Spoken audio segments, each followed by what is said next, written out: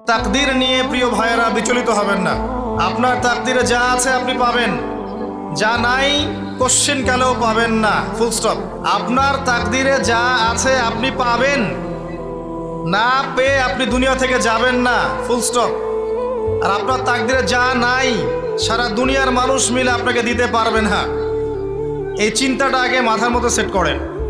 এই দুনিয়ার জীবনে আপনার দুনিয়ার বাড়ি গাড়ি, টাকা পয়সা, রিজিক, ব্যবসা বাণিজ্য, স্ত্রী সন্তান, এগুলোকে নিয়ে এত বিচলিত হওয়ার কিছু নাই। আপনার আমার তাকদীরে যা লেখা হয়েছে এর একটা দানা আপনি বেশি খেয়ে পৃথিবী থেকে যাবেন না।